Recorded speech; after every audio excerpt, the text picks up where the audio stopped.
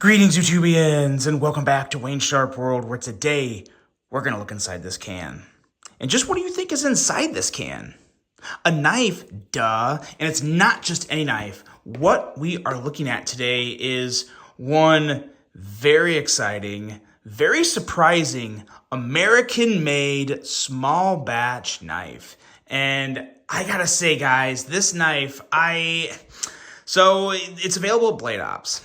I've seen it on Blade Ops website for weeks now, and I thought about requesting it to check it out, and I wasn't sure because I was really nervous. See, I have this thing, obviously when you guys watch a review, you're getting a full, honest, unbiased review, and the one thing that really sucks about what I do, especially now to where I'm at the point to where I'm not really a small channel. I mean, I'm not a huge channel, but I'm not a small channel. I have a decent audience, and I really hate getting a small batch American-made knife in and having it be disappointing and giving it a bad review.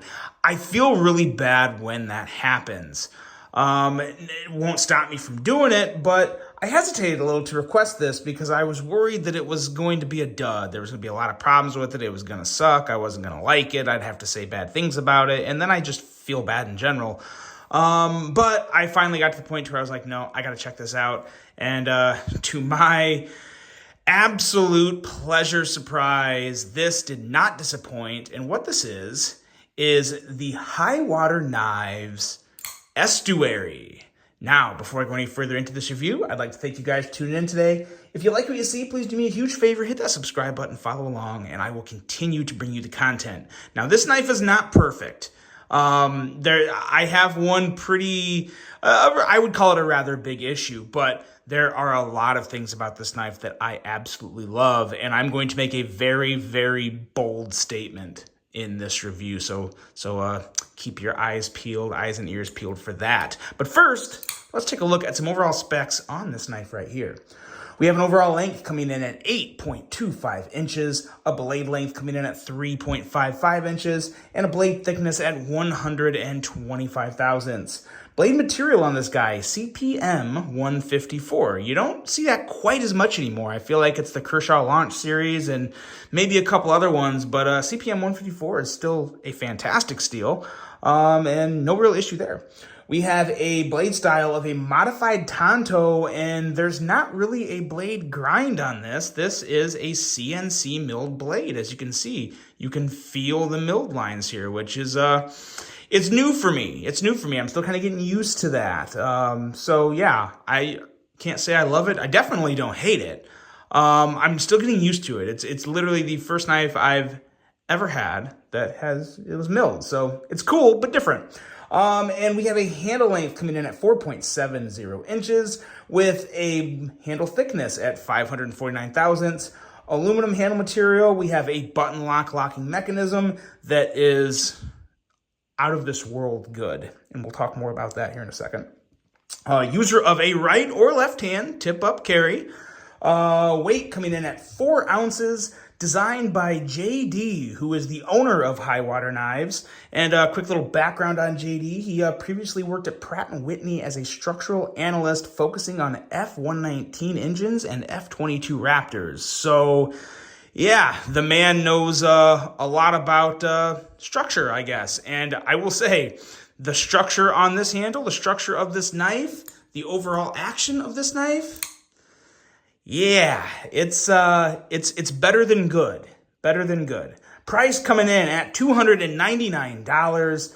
And again, I know we're talking aluminum and CPM 154, but we're also talking small batch, USA made shop in the Salt Lake City, Utah area. So I really can't knock it for that price. I am actually, you guys tell me what you think of that. I am personally 100% okay with that. Very small knife maker in the early stages of what I think is going to be an extremely successful career if he can fix a couple things that we'll talk about in this review. But yeah, no issue on the price for me. Now, size comparisons. Here comes the bold statement. I'm not going to wait till I get to the action portion. I want to say it right now. So the button lock action on this knife right here is better than the ProTech Mordax. Yes, better than the ProTech Mordax, and it's as good as the ProTech Malibu. I can't say it's better than the Malibu right now. The Malibu, I've said it before, I do think the Malibu has slightly better action than the Mordax. I think that's mostly just blade shape. I think you have a slightly heavier blade on the Mordax that makes a difference. That's the Malibu, that's the Mordax, if I just said that wrong. But the action on this estuary is, yeah, like I said, I'll say it again, as good as the Malibu and better than the Mordax. I feel like that's all I need to say because this thing has absolutely stupid, phenomenal, amazing action that we will definitely talk more about. But I think that's enough for size comparisons. I feel like if someone is looking to really buy a knife of this price, they most likely have one or both of those knives or have handled them, so they have an idea here. Let's talk about the blade. It is a very unique Tanto style blade. Modified Tanto, yeah, the milling lines, I'm starting to like them. I don't know if I'll ever love milled lines on a blade, but I don't have any issue with it. In terms of performance, this is actually a really, really slicey blade. Edge reading is 22 thousandths, but as you can see, this guy has a mirror polish finish, and let me tell you, it's a smooth slicer. Like, this thing went through paper like a breeze, and it kind of had that feel of like a K320 Nitron, kind of a Shaman, just a very, very smooth, slicey blade. The milled lines on the blade, for those, I know some people make a big deal about that. That didn't make one lick of a difference to me. Very nice performing blade. You have a nice tip that is actually very slicey indeed, and some blade branding that's kind of cool. It's different. There's some things about this knife, and I'll be as honest as I can. There's some things about this knife that I don't know if I would like on every knife, but there's something about it being a small batch USA made knife to where I don't know if I change kind of like what I'm like. I don't know. It's hard for me to even describe, but there's like the made in the USA up here. There's some knives I may not like that on, but for like a small batch USA made knife, I just think that's cool. It gives it that extra touch of like small batch USA, this is the beginning of our product. Well, is it always going to look like that? Could very well change. I don't know, but I don't know. It has a certain look to me that I really do like. Got the blade steel, and then so the E7, E stands for estuary, and 7 stands for this is the 7th one made. I believe, don't quote me on this, I believe there was 10 of them made. I think there was 5 made in S35VN and 5 made in CPM 154. I think. Small batches are hard for me to remember. All sorts of numbers go through my head every day.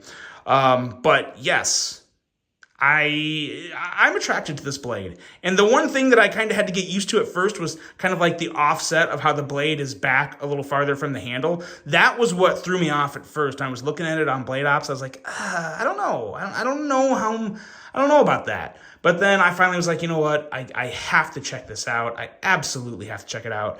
And so happy I did. The handle is also very, very nice. It feels extremely good. There's one part of the handle I hate, and I'm going to just address that now and get it out of the way, is this clip.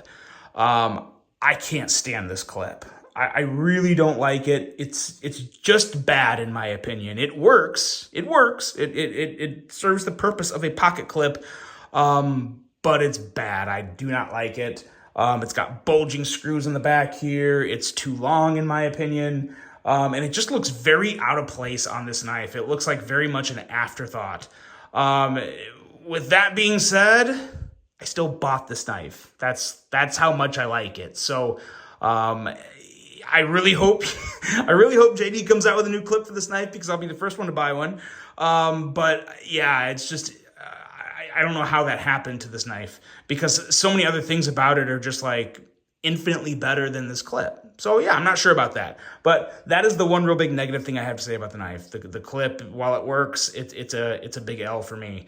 But the rest of the handle is actually very nice. It feels really good in hand. Lots of nice contouring, or at least chamfering, I guess. Really rounded chamfering on the sides. You kind of have the wavy milled lines, which somehow, some way actually do provide some texture. I didn't think they would because they were so kind of wide and separated. I didn't think they would make for much of a texture on the handle, but they really do. And it feels really good. Kind of one grip position right here. If you really wanted to get crazy, you could choke up, but because of how sharp that blade is, I would definitely keep my finger behind the flipper tab.